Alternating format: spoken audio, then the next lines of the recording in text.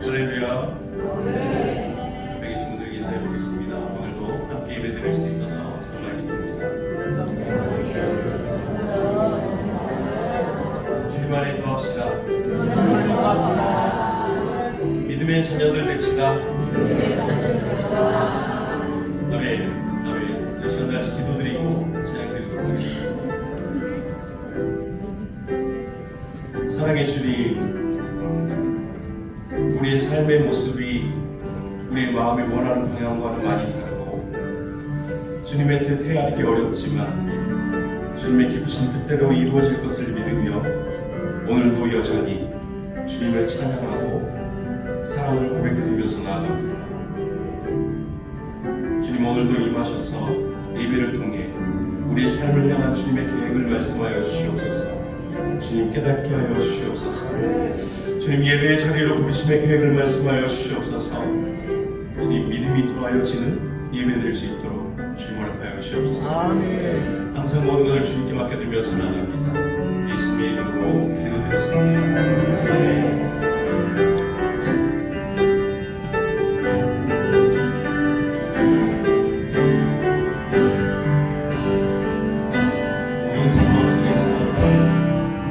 모든 상황 속에서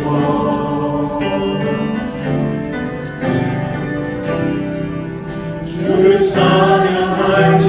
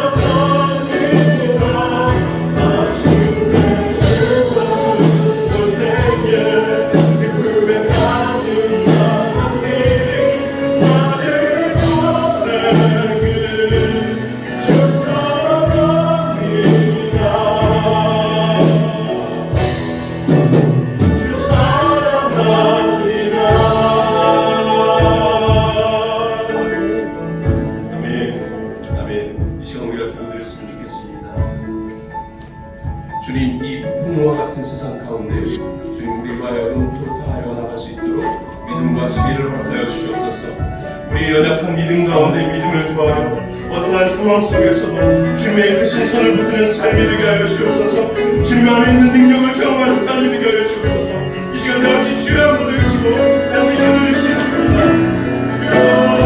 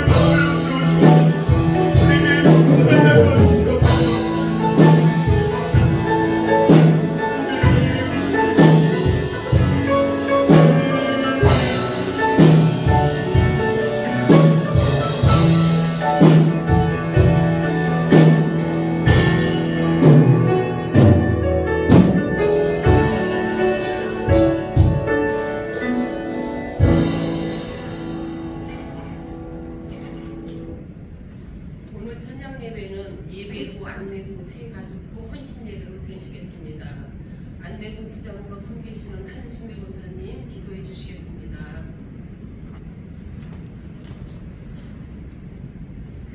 주의 말씀은 내 발에 등이요 내 길에 비치니이다. 아멘. 사랑의 하나님 감사합니다. 이 시간 안내부, 예배부, 새가족부가 마음과 정성을 다하여 주님을 찬양하며 헌신을 다짐하며 나아갑니다. 이 예배를 기뻐 받아 주시옵소서. 하나님께서 지금까지 베풀어 주신 은혜에 감사드리며 각자에게 맡겨주신 사명의 자리를 소중히 여기며 최선을 다해 겸손함과 온유함으로 충성하게 하셔 하나님께 영광을 드리게 하옵소서. 우리 교회에 세워주신 모든 부서들이 영과 진리로 예배하는 거룩한 산제물이 되어 항상 깨어 기도함으로 성령 충만케 하시고 기름 부어 세우신 영적 지도자, 목회자를 신뢰하며 교회를 목숨처럼 사랑하며 간절함으로 예배를 사모하는 은혜 속에 건강하고 화목하고 사랑이 넘치는 아름다운 교회를 이루어가는데 온전히 쓰임받게 하여 주시옵소서. 2024년도에는 모든 지체들이 말씀과 기도로 무장하여 신앙의 본질을 회복하며 모든 부분에서 치유의 역사가 일어나게 하옵소서. 연약한 자들이 강건하여지며 잠자는 영혼들이 일어나 십자가를 바라볼 때 마음을 뜨겁게 하사 깨닫는 은혜를 주셔 세상과 타협하지 않는 삶을 통하여 가장 가치 있고 보람 있는 전도의 사명을 능력 있게 잘 감당할 수 있도록 지혜와 명철과 능력을 더하여 주시옵소서. 세계 복음화와 민족의 복음화, 가족 구원을 위해 눈물 뿌려 기도하게 하시고 우리 재단과 한국 교회가 그 중심에 있게 하옵소서. 마지막 때를 살아가는 사랑하는 자녀들이 세상의 어떤 것보다 하나님 말씀에 귀 기울여 하나님의 음성을 들으며 그 뜻대로 살아 하나님 나라에 귀하게 쓰임받게 축복하여 주시옵소서. 단위에 세우신 목사님 성령으로 충만하게 하시고 능력으로 함께하여 주시옵고 생명의 말씀이 증거될 때 성령님 임재하여 주사 인간적인 생각과 두려움을 내려놓고 오직 하나님만 바라보며 그 말씀에 순종하여 시냇가에 심은 나무가 철을 따라 열매를 맺는 형통한 삶을 살아 믿음의 승리자가 되기를 간절히 소망하며 거룩하신 예수님의 이름으로 기도드립니다. 아멘.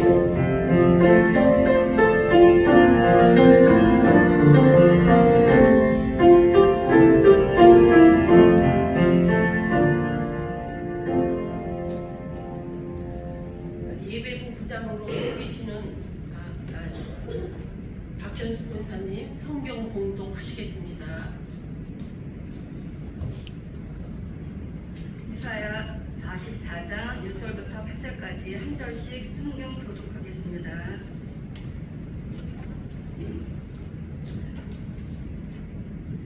나의 종 야곱 내가 택한 이스라엘아 이제 들으라.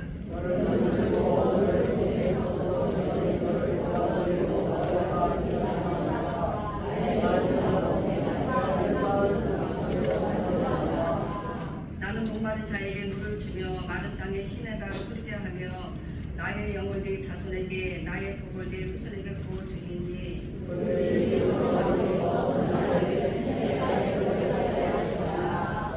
한 사람은 이르기를 나는 여호와께 속하였다 할 것이며 또 한 사람은 야곱의 이름으로 자기를 부를 것이며 또 다른 사람은 자기가 여호와께 속하였음을 그의 손으로 기록하고 이스라엘의 이름으로 존귀 여김을 받으리라.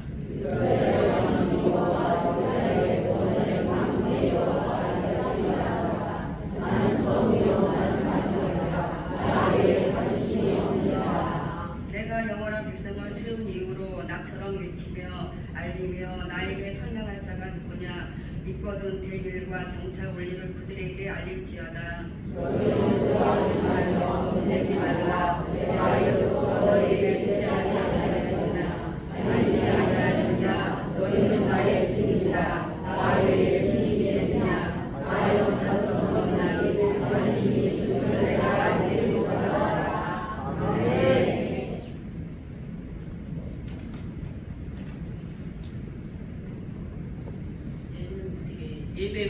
안내부, 새 가족부 부원들 전부 나오셔서 특성을 드리시고 또 우리 박은관 목사님 우리가 예배할 주님이라는 제목으로 말씀 선포하실 때 충만한 은혜의 시간이 되시길 바랍니다.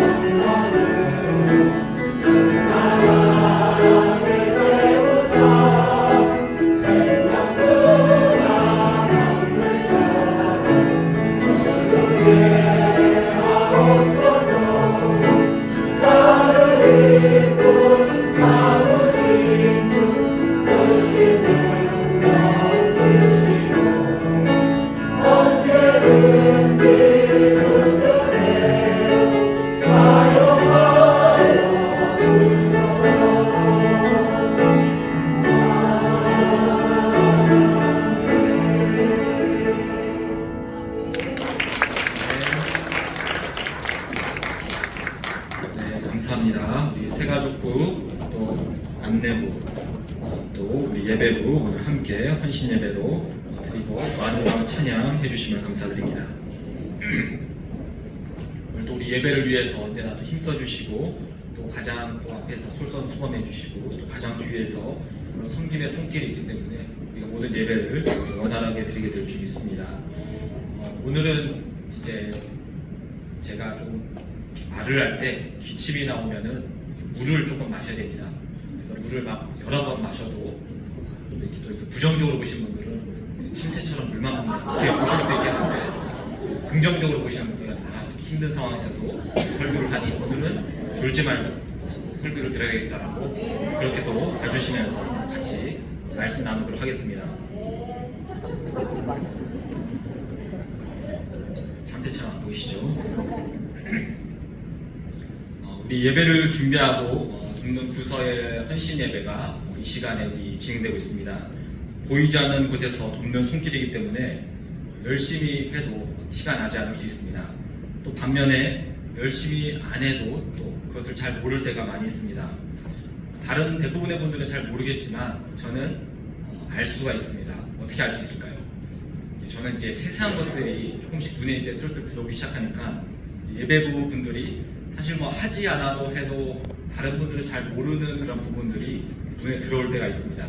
예를 들어서 여러분이 의자 자리가 있는데 그 자리가 그냥 있는 게 아니라 밑에 잘 보시면 이제 바닥에 줄이 쭉 있죠, 여러분. 타일 줄이. 거기에 이 자리 의자가 맞춰지게 되어 있습니다. 그래서 어떤 날들 아마 우리 예배부나 안내부가 컨디션이 좋은 날 같아요. 줄이 딱딱딱 맞아서 이렇게 돼 있을 때가 있습니다. 그럼 제가 할 일이 별로 없습니다. 어떤 날 컨디션이 별로 안 좋은 날인 것 같아요. 막 이게 줄도 안 맞고 삐뚤어져 있으면 또 제가 이렇게 줄을 맞추면서 오늘은 컨디션이 안 좋으니 옆에 가지 말아야 되겠다 이렇게 생각을 할 때가 있습니다. 어쨌든 보이는 곳에서 또는 보이지 않는 곳에서 수고를 하면서 또 많은 분들이 그것을 잘 모름에도 불구하고 예배와 헌신, 예배부 또 안내부 또 우리 세가족부 모두 곳곳에서 헌신해 주시면 감사드립니다. 이렇게 티가 나거나 나지 않을 수 있는 일이기 때문에 우리 여기서 헌신하시는 우리 사역자분들께서는 성실함과 또 개인의 열심히 준비합니다. 예배 준비와 또 세가족을 섬기는 것에 대한 기술 같은 것은 사실 이미 여러분들이 잘 알고 있기 때문에 저보다 훨씬 더 이 부분에 대해서는 잘 하시리라 믿습니다. 예를 들어서 예배를 섬기고 안내하시는 분들은 각 부서에서 약속한 시간에 모여서 기도로 준비를 할 것입니다. 옷차림은 사람들에게 편안함을 줄 수 있는 밝은 옷을 입고 있을 것이고 또 밝은 표정으로 환하게 여러분들은 인사하실 것입니다. 또 교회에 와서 제일 처음 보는 분들이 안내하는 분들이기 때문에 여러분의 환한 미소를 보면서 위에 새로 오신 분들 또 성도님들이 그 마음이 열리게 됩니다. 또 예배 전후에 예배당 안을 정리하고 살피는 일도 하게 됩니다. 특별히 새 가족을 여러분들이 잘 안내해 주시고 이왕이면 또 앞자리에 앉을 수 있도록 인도해 주시기 바랍니다. 무엇보다도 예배와 가장 밀접하게 섬기는 부서들이기 때문에 교회의 모든 예배에 잘 참석하며 또 주중에는 기도로 예배를 위해서 기도하는 것이 오늘 우리 예배부, 또 안내부, 또 세가족부가 해야 될 일일 것입니다. 이 밖에도 많은 부분들이 있지만 기술적인 부분은 여러분들이 충분히 잘 알고 있으리라 믿습니다.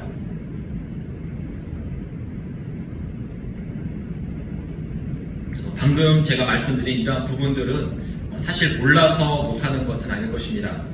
단지 예전부터 해오던 그런 익숙함 또는 평소대로 하던 대로라는 이 안일함으로 인해서 때로는 우리의 사역에 소홀함이 찾아올 때도 있습니다. 반대로 형식적인 부분에서는 철저한데 마음이 예배와 동떨어져서 백화점 안내원처럼 그렇게 사역을 할 때도 있을 것입니다. 하나님께서는 예배를 준비하는 자들의 예배를 먼저 받기를 원하십니다. 오늘 우리 헌신 예배하시는 사역자분들의 그 헌신과 사역 이전에 예배가 먼저라는 것입니다. 하나님께서는 일을 시키시는 분이 아닙니다. 예배를 섬기는 사역자가 먼저 주님을 기뻐하고 감사하는 마음으로 주님의 일을 하기를 원하신다는 것입니다. 그래서 이 시간 우리가 드리는 이 예배가 얼마나 중요하고 축복된 것인지를 먼저 확인하며 예배자의 마음을 우리 모두 함께 다시 확인해보는 시간을 갖기를 원합니다. 하나님께서는 예배를 소중히 하는 자들을 향해서 축복의 말씀을 곳곳에서 선포하십니다. 오늘 말씀 속에서도 하나님께서는 하나님의 자녀들, 하나님을 예배하는 자들을 향한 몇 가지 축복의 말씀을 하시는데 우리 함께 살펴보도록 하겠습니다. 첫 번째로 하나님께서는 하나님을 예배하는 자들이 창조주의 도우심을 받게 하십니다. 하나님께서는 온 세상 만물을 창조하셨습니다. 그리고 창조주 하나님은 우리들도 만드셨습니다. 우리의 주변 환경도 주님이 만드셨습니다. 모든 것을 다 만드신 주님께서 예배하는 자들을 자기 백성 삼으셨고 그들을 보호하신다라고 오늘 말씀에서 전하고 있습니다. 하나님께서는 우리를 창조하신 분이기 때문에 우리의 모든 문제의 근원들도 잘 알고 계십니다. 우리는 나에게 있는 이 문제들을 주님께 맡길 때에 가장 현명한 선택임을 알아야 합니다. 마태복음 10장 29절에서 31절 말씀 이렇게 전합니다. 참새 2마리가 일 아사리온에 팔리지 아니하느냐? 그러나 너희 아버지의 허락 없이는 그 중에 하나도 땅에 떨어지지 아니하리라. 오직 아버지께서 너희 머리털까지도 다 세셨나니 그러므로 너희는 두려워하지 말라. 너희는 많은 참새보다 더 귀중하니라. 하늘에 흔히 보는 이 참새들도 하나님께서 일일이 돌보신다라고 말하고 있습니다. 하나님의 뜻과 계획 밖에서 자기 마음대로 날다가 떨어지는 참새가 없다라는 것입니다. 보잘것없는 존재도 그렇게 돌보시는데 하나님을 예배하는 하나님의 백성들은 주님께서 더 철저히 돌보시는 것이 너무나도 당연한 말씀입니다. 심지어 우리의 머리털까지도 다 세셨다라고 전하고 있습니다. 그러니 여러분, 아침에 머리 감을 때 빠진 머리털을 보고 너무 실망하지 마시기 바랍니다. 하나님께서 그것을 다 계획하시고 빠지도록 그렇게 하셨다는 것입니다. 여러분의 문제 앞에서 걱정하고 스트레스를 받지 마시기 바랍니다. 하나님의 계획과 보호하심이 여러분의 문제 속에 이미 다 들어가 있다는 것입니다. 만약에 우리에게 물질이 없는 문제가 생긴다면 우리는 어떻게 해야 할까요? 우리는 자신의 생각에 있어서 나에게 돈이 있어야 한다는 생각이 먼저 들 수가 있습니다. 그런데 하나님은 다르십니다. 하나님께서는 우리에게 가장 필요한 것이 무엇인지를 분명하고 정확하게 알고 계십니다. 우리에게 꼭 있어야 할 진짜 필요를 이끌어내기 위해서 우리에게 있어야 될 물질들을 잠시 감추어 두시는 것입니다. 그래서 우리는 물질의 문제 앞에서 주님을 먼저 찾고 나를 향한 하나님의 계획하심이 무엇인가를 먼저 기도로서 주님께 물어야 합니다. 하나님께서는 우리가 찾아야 될 해답들을 성경을 통해 이미 말씀하셨습니다. 우리가 말씀을 통해 은혜를 받고 기도를 통해 흔들리지 않으면 하나님께서 우리를 향한 계획하심이 이루어지고 있음을 우리가 보게 될 것입니다. 우리가 예배할 때 우리는 이처럼 창조주 하나님을 만나게 됩니다. 우리에게 말씀하시는 하나님을 높이게 될 때 하나님께서는 우리 마음 가운데 내가 너를 지키고 보호하실 것이라는 확신을 주십니다. 그래서 우리의 마음이 평안해질 수 있는 것입니다. 반대로 우리가 예배의 자리에서 멀어진다면 창조주 하나님을 우리는 잘 누리지 못하게 됩니다.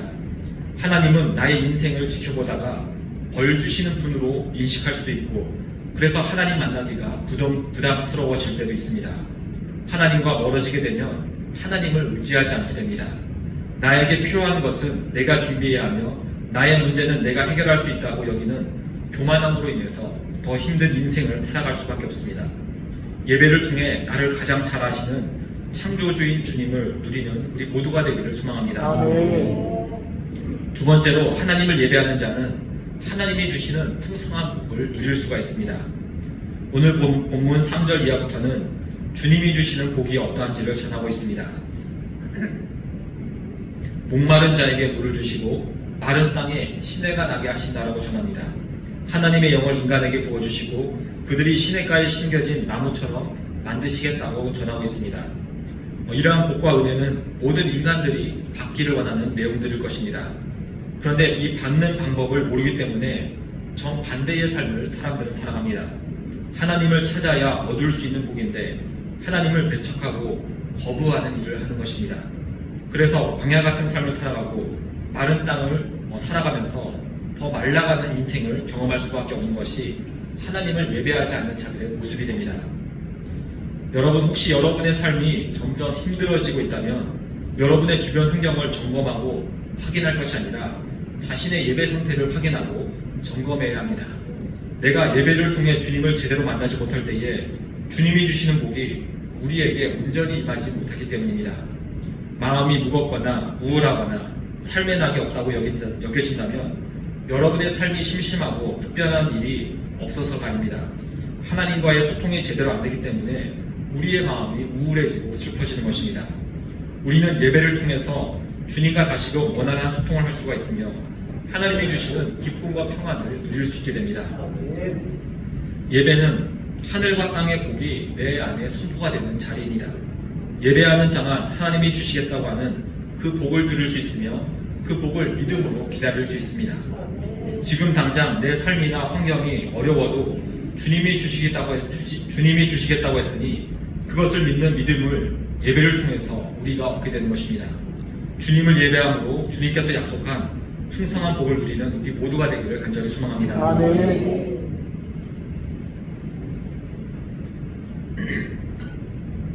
세 번째로 예배자에게 임하시는 복입니다. 하나님을 예배하는 자는 유일하신 하나님만을 높이는 복을 얻게 됩니다. 이 세상의 사람들은 각자 자기가 높이는 것들이 있습니다. 대부분의 사람들은 물질을 최고의 가치로 두고 그것을 높입니다. 어떤 사람은 명예와 권력을, 어떤 사람은 건강을, 어떤 사람은 가정의 행복을 최고의 가치로 두고 그것을 높이는 삶을 살아간다는 것입니다. 우리는 세상 사람들이 높이는 세상적인 것들은 금세 사라져 없어져 버리는 유한한 것임을 알고 있습니다. 그러나 그들은 하나님을 모르고 하나님을 예배하지 않기 때문에 거기서 벗어나지 못해서 어리석은 인간의 모습으로 살아갈 뿐입니다. 우리가 드리는 이 예배는 이 세상의 최고의 가치가 되시는 하나님을 높이는 유일한 방법이 됩니다. 유일하신 신, 영원토록 없어지지 않는 분을 높이는 것이 우리의 예배입니다. 예배를 영어로 했을 때 worship이라고 그렇게 말합니다. 이것은 두 가지 단어가 합쳐졌습니다. 하나는 월스라는 신분, 가치라는 뜻을 가진 월스와 그다음에 신분, 존재라는 뜻을 가진 이 쉴이라는 단어가 합쳐져서 월십이라는 이 예배라는 단어가 있습니다. 그래서 이 예배라는 것은 최고의 가치를 가진 존재를 최고의 가치로 인정하는 것, 최고의 신분을 가진 존재를 최고의 존재로서 인정한다라는 뜻을 갖고 있습니다. 우리가 예배를 한다는 것은 하나님이 최고이십니다. 하나님이 내 존재의 목적이며 이유이며 모든 것이라는 최고의 찬사를 주님께 드리는 일입니다. 이 세상에서 예수님을 통해 하나님을 알게 된 자들만 이렇게 하나님의 진짜 가치를 알며 하나님을 최고의 자리로 높이는 예배를 드리게 됩니다. 세상 사람들은 가짜를 진리로 여기며 숭배하다가 일생을 다 허비합니다. 그러나 우리는 진리 대신 하나님을 예배함으로 참 신, 참 하나님을 높이는 진짜 가치 있는 일을 하는 이 예배의 복을 누리게 될 줄 믿습니다.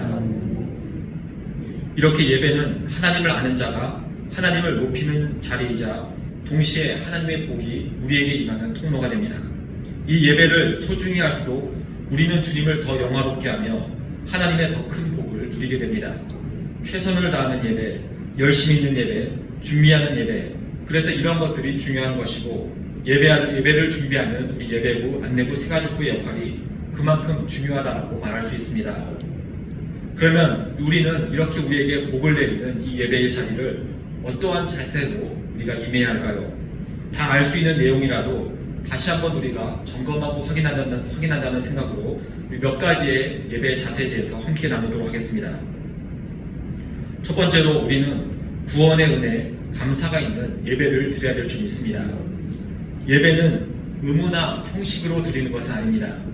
우리가 주일에 드리는 예배의 형식은 우리가 하나님을 향한 기쁨과 감사를 잘 표현하기 위해서 인간이 만들어 놓은 형식에 불과합니다. 이 형식을 우리는 바꿀 수 있습니다. 예를 들어서 찬양을 60분 한 후에 설교를 10분 정도 할 수 있습니다. 사도신경이나 대표 기도를 뺄 수도 있습니다.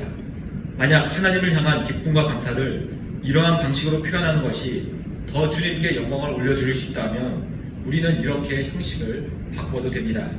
단지 대부분의 교회가 일정한 형식을 가지는 이유는 예배가 너무 가벼워지지 않기 위함과 인간의 죄성으로 인해서 예배를 인간의 기쁨으로 또 인간의 편한 방식으로 전락시키지 않기 위해서 이러한 형식들을 예배 가운데 둔 것입니다.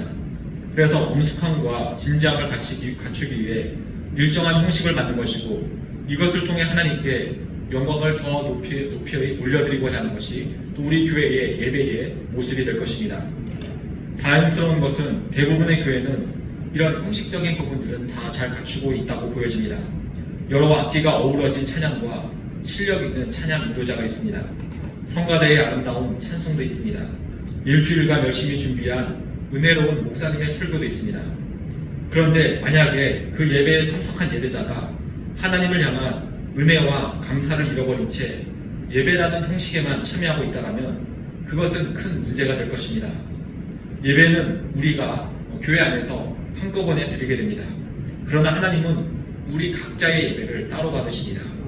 우리 교회가 예배를 잘 준비한다고 해도 예배자인 여러분이 예배를 드리는 마음이 없다면 그 은혜에 감사하고 찬양하는 마음이 없다면 여러분의 예배는 실패한 예배가 될 수도 있다는 것입니다. 예배라는 것은 응답이며 반응입니다. 하나님은 우리가 예배를 얼마나 잘 드리는가를 검사하거나 지켜보는 분은 아니십니다. 하나님께서는 하나님이 주실 수 있는 모든 것을 이미 우리에게 다 주셨습니다. 아들 예수님의 목숨도 천국의 풍성함도 영원한 생명도 우리에게 다 주셨습니다. 그리고 그것을 믿음의 눈으로 바라보는 성도인 우리가 하나님을 기뻐하고 즐거워하는 현장이 이 예배인 것입니다. 우리는 예배에 참석할 때 주님을 즐거워할 이유를 기억하고 있는지, 그리고 내 마음에 기쁨과 감사가 있는지를 확인하며 예배해야 합니다. 구원의 은혜를 누리며 감사가 있는 예배를 드리는 우리 모두가 되기를 소망합니다.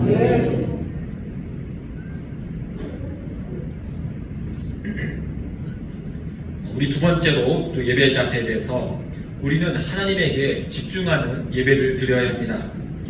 예배를 어떻게 하면 잘 집중할 수 있을까요?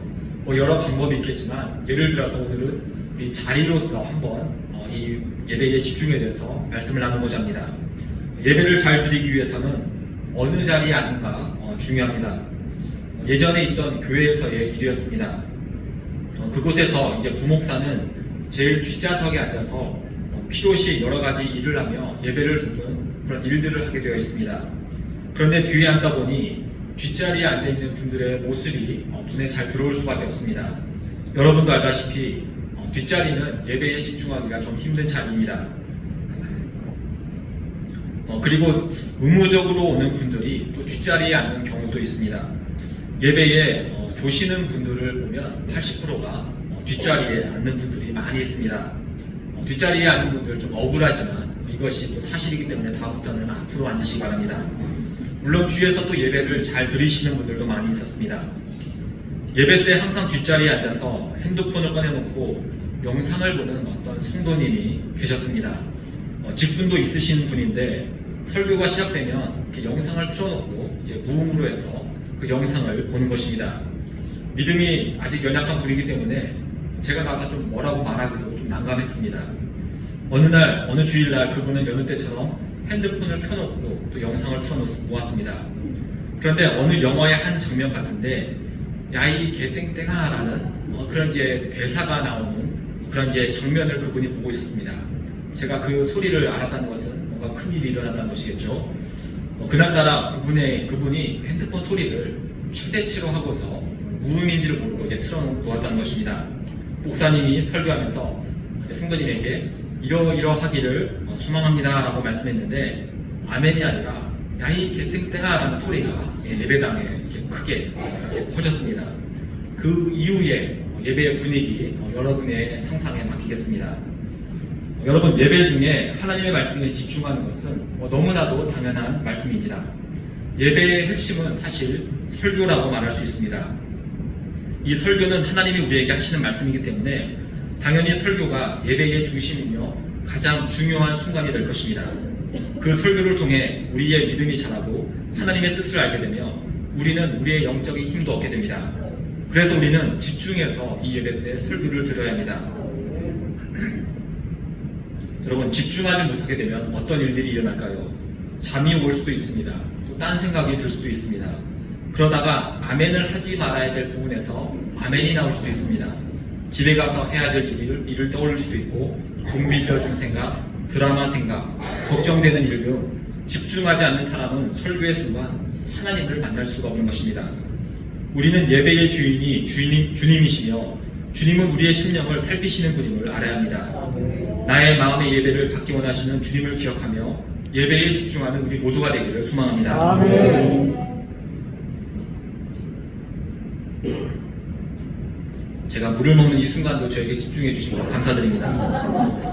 세 번째로 예배자의 자세에 대해서 내 자신이 편한 예배가 아니라 하나님을 위한 예배가 되어야 될 줄 믿습니다. 예배의 주인공은 하나님이십니다. 그래서 우리는 하나님이 주인공이 되는 예배를 드리는 것이 당연합니다. 그러나 이것은 말처럼 쉬운 것이 아닙니다. 우리는 예배 시간 30분 전에 와서 기도로 예배를 준비해야 된다는 것을 자주 들었습니다. 그런데 예배 시간에 딱 맞추어 오거나 찬양 시간에 들어오는 분들도 많습니다. 왜 예배 시간 전에 우리가 들어와서 준비를 하지 못하는 것일까요? 예배를 내가 편히 드리기 위해서입니다. 기도하는 시간이 좀 지루하게 느껴지거나 찬양 시간이 힘이 들거나 예배는 설교만 들으면 된다는 인간 중심적인 생각이 있기 때문에 예배를 우리가 미리 준비하지 못하는 것입니다. 이런 것들은 예배를 나의 편의를 위해서 드린다는 증거가 됩니다. 예배는 내가 편한 대로 드리는 것이 아니라 하나님을 높이는 자리가 되어야 됩니다. 내가 불편해도 어려워도 주님께서 영광 받으신다면 그 그 모든 것을 감당하겠다는 것이 이 예배의 자리가 되어야 될 줄 믿습니다. 마지막으로 주일 예배가 가장 예배의 기본이 됩니다. 모든 예배가 다 중요하지만 주일 예배는 가장 핵심이 되며 기본이 되는 예배라고 말할 수 있습니다. 주일 예배를 제대로 드리지 못한다면 우리의 모든 예배 생활은 흐트러지고 흔들릴 수밖에 없습니다. 젊은 세대 중에는 이런 말을 하는 사람들이 있습니다. 예배는 형식보다 마음이 더 중요하다는 말을 합니다. 이 말은 맞는 말이기도 합니다. 방금 제가 설교한 내용 중에도 형식보다는 마음에 관한 부분을 제가 여러분에게 말씀을 드렸습니다. 그런데 많은 젊은이들이 이런 말을 죄인의 방식대로 해석해서 예배를 드리는 형식을 대충 해도 된다라는 그런 모습으로 받아들일 때가 많이 있습니다. 어차피 마음이 중요하니까라는 이유를 대면서 이 예배의 형식을 소홀히 여기는 것입니다. 그러나 본인도 알 것입니다. 마음이 없으니 예배를 소홀히 하는 것입니다. 우리가 지키는 이 주일은 안식일의 개념과는 다릅니다. 우리가 지키는 주일은 이단인 하나님의 교회가 말하는 것처럼 토요일에 지켜야 한다거나 지키지 못하면 율법을 어기는 유대교적인 그런 개념은 아닙니다.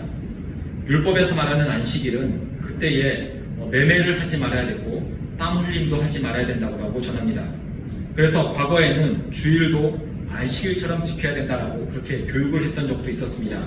주일날에는 매매를 하지 못하게 하였고 땀 흘리는 일을 하지 못할 것을 금지했던 그런 과거도 있어 왔습니다. 그런데 주일은 안식일처럼 율법으로 지키지 않아도 된다는 것을 이제 많은 사람들이 알게 되자 사람들은 그것을 육신의 편리함을 위해서 사용하기 시작했습니다. 주일날 매매도 하고 밥도 사 먹고 주일날 일도 하고 여행도 합니다. 율법에 해방되었으니 그렇게 해도 하나님께서 우리를 저주하거나 돌로 쳐 죽이시지 않는다는 것을 사람들이 알게 된 것입니다. 그러나 주일은 안식일보다 더 중요하고 더 의미가 있는 날입니다. 우리가 지키는 이 주일은 안식 후 첫날인 주님께서 부활한 그 부활의 날을 기뻐하고 즐거워하는 날입니다. 그래서 안식일 다음 날인 이 주일을 우리가 함께 모여 예배하는 것입니다. 율법의 안식일은 일주일에 한 번 이렇게 안식을 누리며 인간에게 다시금 영원한 안식을 주실 주님을 소망하며 예배했습니다.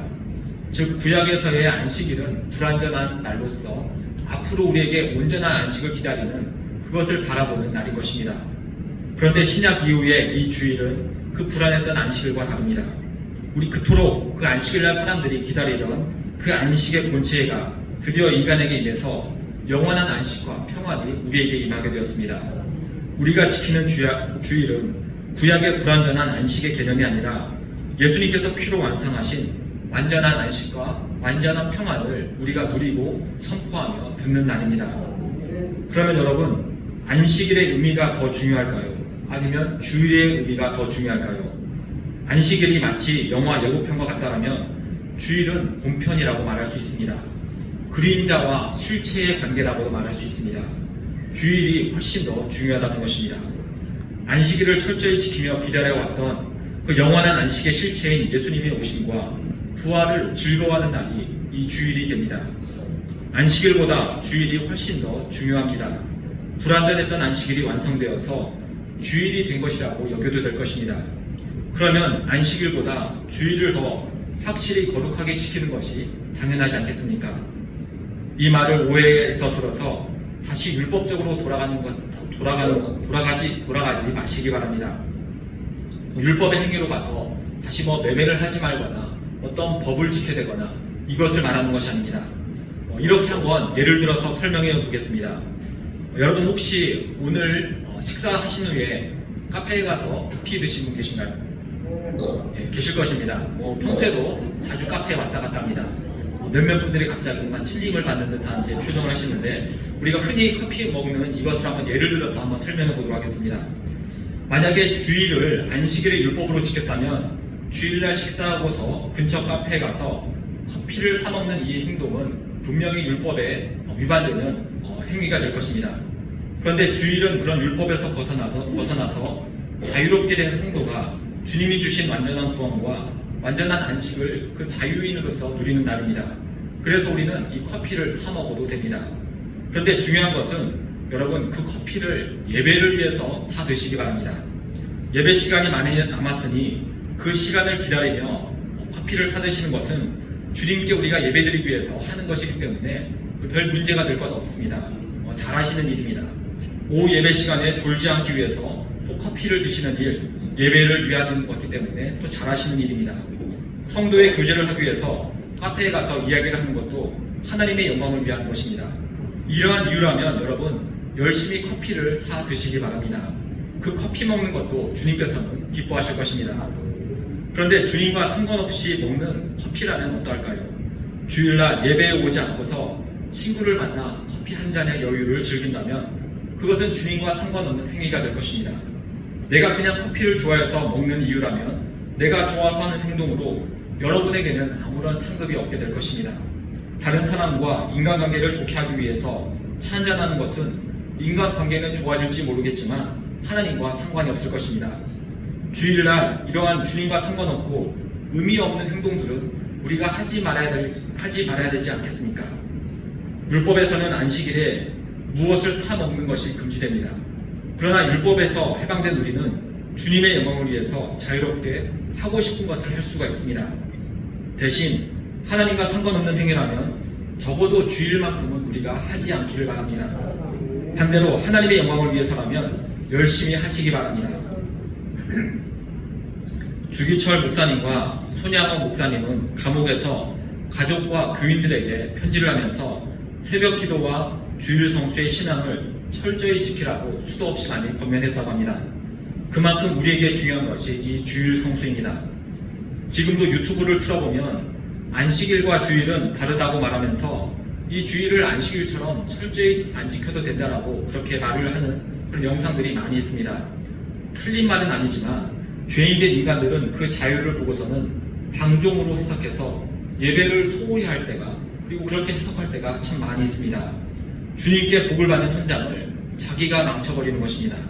하나님의 이름이 높여지는 자리가 아닌 자기의 편안함을 위한 자리로 사람들은 잘못 해석해서 방종하는 것입니다.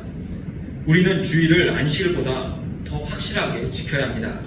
형식적으로 율법적으로 지키는 것이 아니라 주일은 주님을 위해 여러분의 모든 것을 다 쏟아붓는 시간과 자리라고 여겨야 한다는 것입니다. 주일 예배를 위해서 전날 일찍 자는 것부터 시작해서 여러분의 옷차림과 헌금을 준비하는 자세, 헌신과 봉사하는 자세, 일찍 교회에 와서 앞자리에 앉는 모습까지 열심과 열정으로 주님을 위해서 예배하는 우리의 주일이 되어야 될 줄 믿습니다. 우리가 천국에 가서 하게 될 가장 큰 비중을 차지하는 것이 바로 이 예배입니다.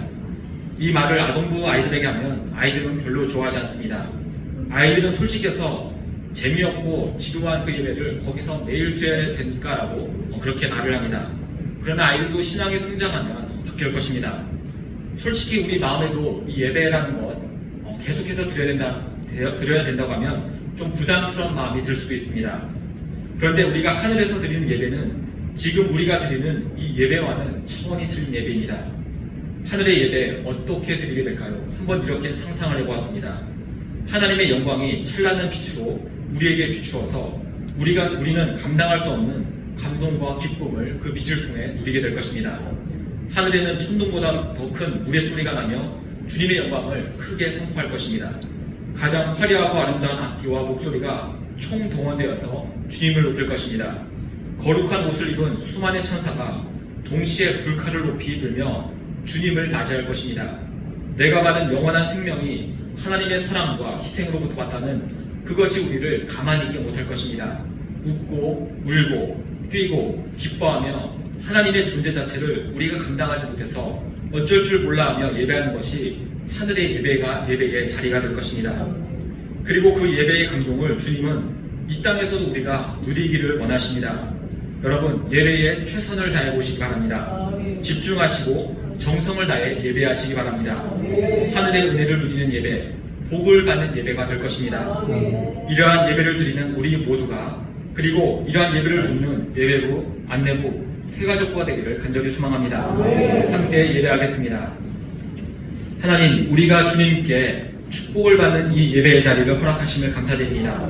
참 진리 대신 최고의 가치이신 주님을 우리가 알아서 그 가치를 최고의 모습으로 높여드리게 하는 또 예배를 주시네 감사드립니다. 하나님, 이 예배를 우리가 소중히 여기게 하시고 예배를 우리가 감사하게 하시고 또 우리 예배를 준비하는 우리 안내부 또 우리 새가족부 또 우리 예배부 가운데 주님께서 정말 이 사역자의 마음, 헌신하는 마음 또 예배에 섬길 때에 주님께서 주시는 그 축복의 마음들 주님 누릴 수 있도록 인도하여 주옵소서. 이 시간 우리가 예배를 드립니다. 하나님 모든 영광 받아 주옵소서. 이 모든 것 예수님 이름으로 기도합니다. 아멘.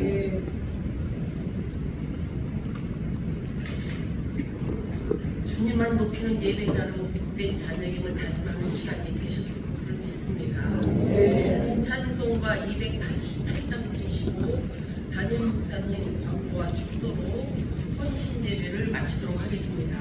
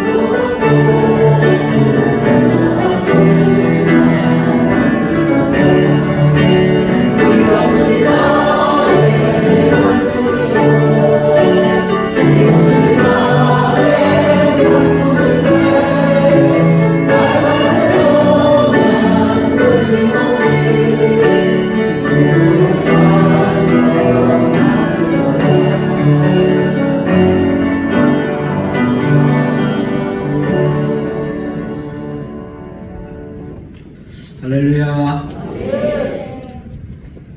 사회자가 어디로 가길래 깜짝 놀랐어요. 그거 보셨죠? 저기 어느 축구 감독이 졌다고 나가서 온 세상 사람들한테 지탄받은 거 끝까지 있어야 됩니다. 끝까지. 우리 새가족부, 안내부, 예배부 주일마다 예배를 위해서 동ner하고 너무 수고 많이 하시고 오늘도 은혜로운 예배 드리게 돼서 감사합니다. 특별히 우리 안내부 바깥에서 추운 겨울에도 안 춥다고 그러면서 거짓말하면서 열심히 안내해 주셔서 너무 감사해요. 우리 새 부서를 위해서 한번 박수하겠습니다. 많이 추우실 텐데도 바깥에서 인생을 오래 살면 안 춥나요? 맞아요. 다 어르신들이 바깥에서 안내를 잘 해주셔서 너무 감사하고 몇 가지만 말씀을 드리겠습니다. 첫 번째로는 우리가 안내부 또 예배부, 새가족부, 뭐 성가대 모든 이제 교회 일이 다 소중한데 부탁드리는 것은 하나님의 일을 할 때는 이게 다 하나님의 일이거든요. 사명감을 가지고 하셔야 됩니다. 사명감은 뭐예요? 하나님이 내게 맡겨주셨다. 그 마음으로 하는 것이 사명감입니다. 교사를 하든지 목사를 하든지 장로님으로 섬기든지 뭘 하든지 하나님이 맡기신 겁니다. 그 믿음이 사명감입니다. 에이 때려치자. 이건 사명감이 없는 겁니다. 하나님이 맡겼으면 하나님이 때려치라고 할 때까지 해야 되는 겁니다. 하나님이 그만두라고 하면 그때 그만두시고 끝까지 하는 것이 사명감입니다. 교사를 하더라도 찬양대를 하더라도 오늘 안내부이 너무 예배부, 세가족부 중요한 부서잖아요. 사명감이 있어야 됩니다. 덜쑥날쑥하면 안 됩니다. 그건 사람에게 뭐 사람이 뭐 어쩌고 저쩌고 사람 보게 하기 위해서 하는 것은 사명감이 아니거든요. 하나님이 맡겨주셨다. 그래서 하나님 앞에 충성하는 것이 사명감이고, 그래서 우리가 감사함으로 해야 되는 겁니다. 두 번째로는 감사함. 나 같은 사람이 이 자리에 선 것이 얼마나 감사합니까? 성도들, 귀한 성도님들 안내하고 세가족으로 돌보고 또 예배로 안내하고 세가족 안내부에서 안내하는 것, 이건 너무 귀한 일이거든요. 우리는 사실 그만큼 뭐 잘난 것이 없는데도 맡겨주셨는데, 그래서 일하게 된 것이 감사합니다.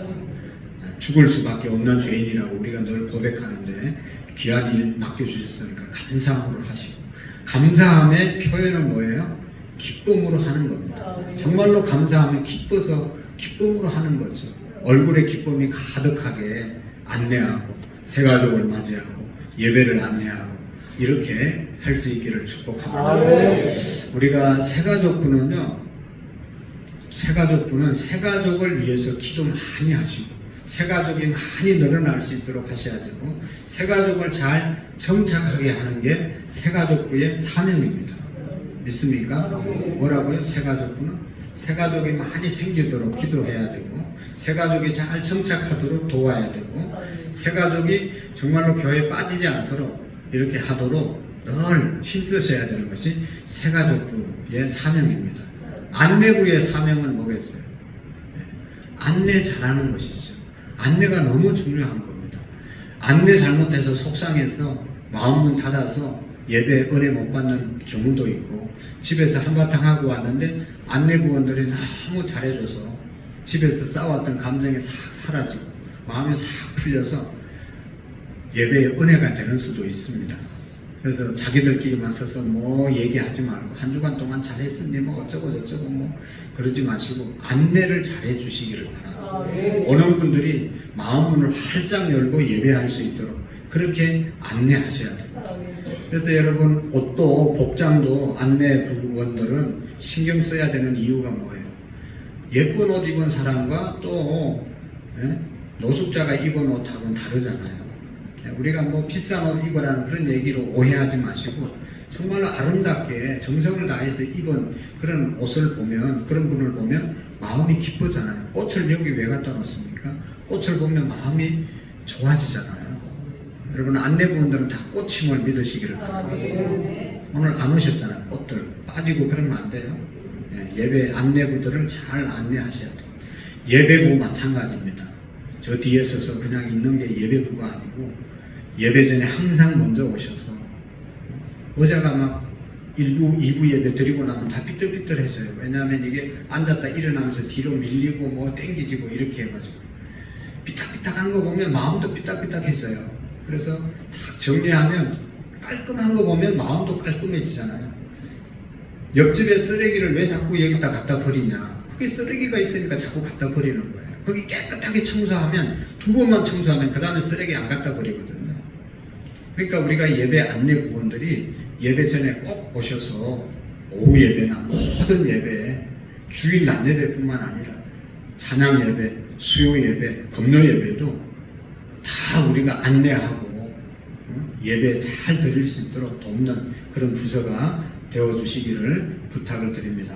어쨌든 매 정말 일찍 오셔서 너무 수고해 주셔서 감사드리고, 그래서 우리 예배부, 세가족부, 안내부를 통해서 우리 모두가 고마운 마음들이 있을 거예요. 전에 어떤 분은 자기는 오랫동안 교회 다녔어도 이렇게 안내 잘하는 교회를 처음 본다. 너무 환영해줘서 너무 기분이 좋다고 그러면서 열심히 잘 나오시는 분이 계셨어요. 그렇지 않겠어요? 집에서도 환영 못 받는데 교회 오면 환영해주고 얼마나 좋아요. 집에서도 좀 환영해 주시고 그렇게 하셔야 됩니다. 그래서 우리 안내부원들을 통해서 우리의 마음이 활짝 열려서 은혜롭게 예배드리고, 예배부가 잘 준비한 예배당 또 예배의 것들을 우리가 잘 준비해서 예배가 성공적으로 드려질 수 있도록 그렇게 우리가 함께 기도하고 달려갔으면 좋겠습니다. 기도하시겠습니다. 하나님 아버지 감사합니다. 오늘도 안내부원들 또 하나님 새가족 구원들, 예배 구원들이 하나님 앞에 헌신을 다짐하고 정말로 우리가 거기에 서 있는 것이, 우리가 섬기는 것이 습관적이고 형식적이고 의무적으로가 아니라 하나님이 주신 사명감으로, 그래서 감사함으로, 기쁨으로, 웃음으로 성실하게 감당할 수 있도록 도와주옵소서. 우리 모두의 헌신과 섬김을 통하여 하나님께 영광을 돌리고 모든 성도들이 은혜가 될 수 있도록 도와주시옵소서. 우리 하나님 앞에 헌금을 드렸습니다. 손길마다 하늘의 복으로 넘치도록 채워주시옵소서. 오늘과 하나님 앞에 하나님 일천번제와 11주 예물과 선교 예물과 또 하나님 감사 예물 제목을 따라 드렸습니다. 하나님 일일이 주님 아시죠? 축복해 주시고 더 많은 것들로 이들의 가정과 손길 위에 풍성풍성하게 채워 주시옵소서. 우리 각부의 부서장님들, 여전도의 남전도의 회장님들, 셀리더들 하나님 축복해 주시고 우리 모두가 맡겨진 일들을 주님이 맡겨주신 사명감으로 잘 감당하여 주님 앞에 서는 날 충성된 종들로 쓰임받을 수 있도록 도와주시옵소서. 이제는 우리 주 예수 그리스도의 은혜와 하나님 아버지의 극진하신 사랑하심과 성령님의 교통하시고 역사하시고 충만하신 은혜가 오늘 말씀을 듣고 정말로 주의를 거룩하게 은혜롭게 온전하게 예배하며 또 섬기기로 마음에 다짐하고 돌아가는 모든 성도님들 머리 위에 우리의 가정 위에 온 열방 위에 이제로부터 영원토록 함께 계시기를 간절히 축원하옵나이다. 아멘.